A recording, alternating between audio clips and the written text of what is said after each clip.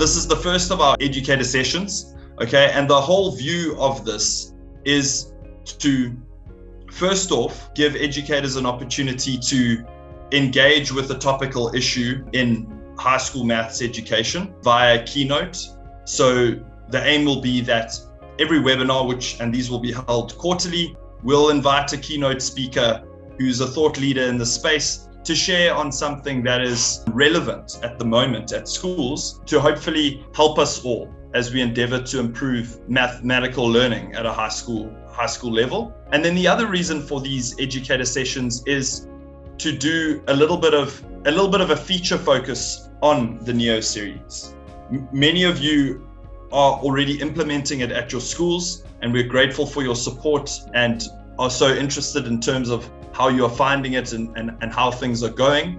But there is a lot that we've worked on in the NEO series that you may not even be aware of, or there might be aspects to the NEO series that it would be helpful if they were a little bit more explained to you, and features on the campus and the platform that it would help to explain these things to you a bit more deeply so that you could hopefully leverage the NEO series to its full extent in your school. So that's the plan. We'll spend 15 minutes with Trish. I'll be asking her some key questions. And with that, let's get started on the keynote, turn around your school's maths performance in 2022. So TP, maybe some thoughts come to mind in that regard.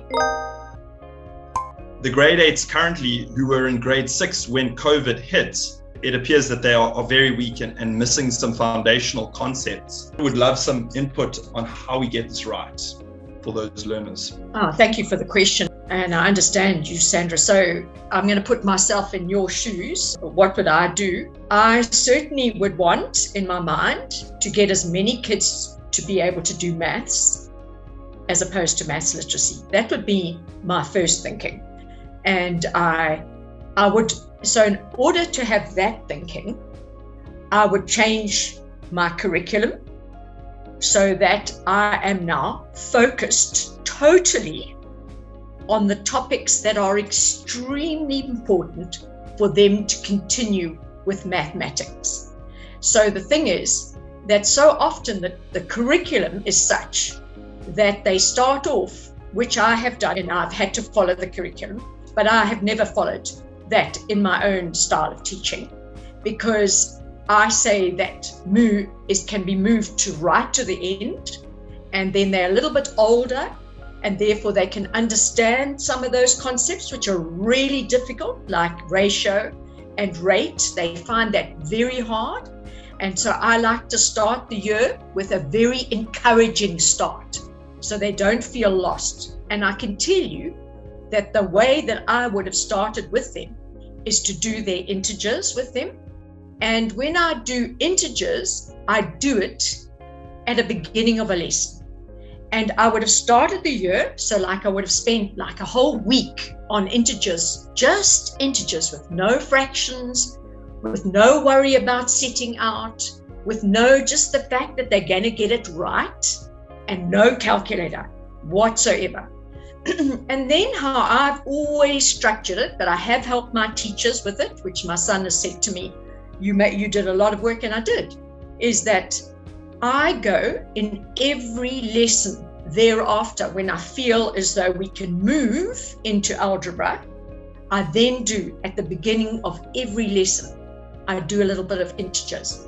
Therefore, to just keep their memory going on it, because as soon as you move away from a topic, they think that's over. And that's the hard part about education, is to keep it alive and to make it more integrated rather than doing it by topic. So yes, that does take a lot of energy, but that's what I would have done. And then I would have gone into algebra, and I would have started bringing in a bit of fraction work, but not with algebra. But I do it at the beginning of a lesson, and then I carry on so that I'm keeping up with the curriculum in a way. And as soon as I keep doing the same thing, I start to find they start to speed up. And then I don't get in a panic about finishing the syllabus, because the most important thing mentally is that I would like a lot of these kids to do maths. I want to give them the best opportunity, and that's where I would start. Okay, great. Thanks, TP. So what I'm hearing, if I understand you correctly, is that even though they may have some significant deficits from primary school level, what's important is then in that regard to remediate those deficits and not be so focused on finishing the grade 8 syllabus, rather focusing on finishing the right topics in the grade 8 syllabus and getting those foundations right. Because if you do, then the other topics, you actually manage to cover them faster thereafter because you got the foundations right. And that's a helpful lead into the next question that I had in my mind was, where do you start in terms of turning around maths performance at a school? But let's get to that. What topics would you focus on in grade 8? You've mentioned integers, algebra, and fractions. Are there any other specific topics that you would focus on largely in the grade 8 year? You know, the big thing is about their spatial relations. And so just coming from the fact that you've got a paper 2, but the thing is that geometry should be done early on in the year, and it should be done in the second term. You know, again, when I start geometry at the beginning of the lesson, I would go over algebra just for 5 minutes, 10 minutes. The kids start to get used to that. Come in, do a few lessons, few questions. Some of you will see in my workbook, I do small little topics. So that's how I help my educators. I gave them that. Then they went and did that at the beginning. Then they went on to the topic, and it actually makes the lesson quite exciting because it's not the same humdrum thing, and they find I'm getting it wrong all the time, and I'm giving up. You know, you move on to something where they suddenly are, oh, I can actually do this. Then you might change their attitude towards it. You know, that's the thing about it. So the topics that I concentrate in grade 8, I actually forget about ratio, rate, and I forget about the finance. Because if I know that they're going to get the finance in grade 10, and when they're older there, they click it straight away. They don't even have a problem. They're that much older, and they can do it. And even in Maths Lit, because they've got the calculator and all of that. So I do algebra is huge. Equations is huge. I will spend hours on that. And bringing in fractions big time into the equations. And then I spend so much time on the geometry. And really and truly, that's all I need to focus on for that year. And that's how I think about it. And that I'm going to take a bigger group through doing maths. Amazing. If we take a step back, TP, and we go to the first question, you know, we're at a school and we're part of the maths department. Some of the educators here are leading their maths departments, and they want to increase maths performance at the school. I mean, that's ultimately a common mandate in terms of the maths department. Where would you start in terms of really improving mathematics at a school? Where it was so fortunate is I moved into a brand new school, and then I was the head of maths. It wasn't as if I was already in the school system, and then I became head of maths. So the fact that I went straight into with the directive at me straight away was maths excellence. And so then all I did was I, as head of maths, started at the bottom. I, as head of maths, taught grade 8 and grade 9. Because if you don't get those 2 right, you may as well write it off.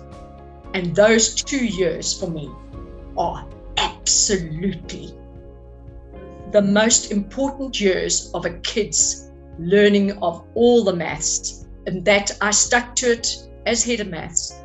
And I had to relinquish grade 9 because I was trying to do all 5 grades.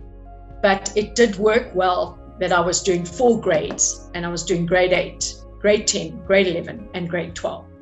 And so I was only missing 1 year where it was, I mean, I am a bit of a control freak, and but it certainly worked, and it was a 5-year plan.